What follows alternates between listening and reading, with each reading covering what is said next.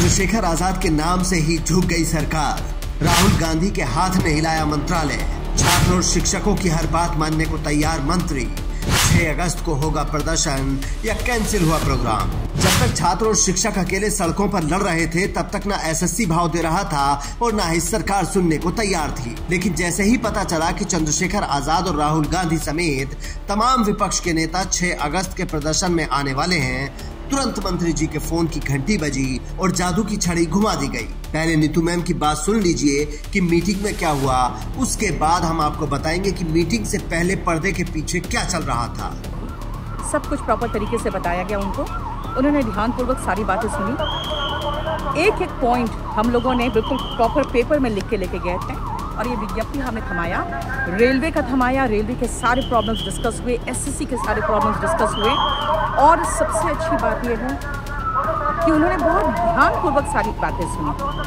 और अब हमें जो करना है वो ये है कि 1 सप्ताह का इंतजार। लेकिन आपको क्या लगता है, जो व्यवस्था 2 दिन पहले तक टीचर्स पर लाठियां चलवा रही थी, वो अचानक 4 अगस्त को उनके लिए रेड कारपेट बिछाकर क्यों इंतजार करने लगी?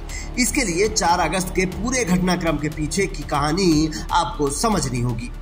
देखिए, 3 अगस्त को अभिनय सर ने चंद्रशेखर आजाद समेत तमाम विपक्ष के नेताओं को अपने आंदोलन में शामिल होने का एक तरीके से न्योता दिया और 6 अगस्त का दिन तय हुआ। फिर 4 अगस्त को सारे टीचर्स को डीओपीटी ने बुला लिया, लेकिन उनकी बात पहले एक सेक्रेटरी से हुई जिन्होंने बड़े ध्यान से गुरुजनों की बात को सुना।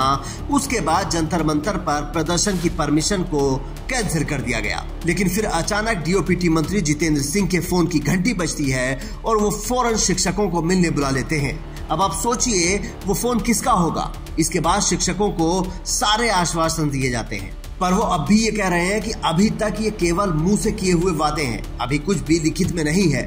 मंत्री जी ने 1 हफ्ते का वक्त मांगा है क्योंकि मीटिंग रूम में उन्होंने एसएससी चेयरमैन को भी बुलाकर सामने बैठाया था।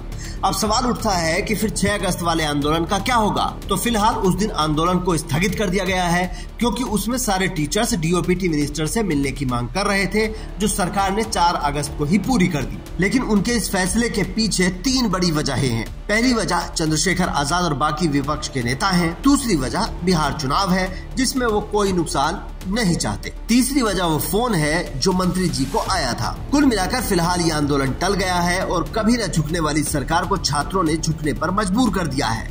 लेकिन अब कोई एसएससी चेयरमैन से ये पूछे कि जब आप कोई गलती ही नहीं कर रहे थे तो फिर किस सुधार के लिए माने हो? और सवाल तो ये भी है कि क्या अब भी शिक्षकों की सारी मांगे मान ली जाएंगी या फिर उन्हें लॉलीपॉप देकर शांत किया गया है? Bureau report, Indian news.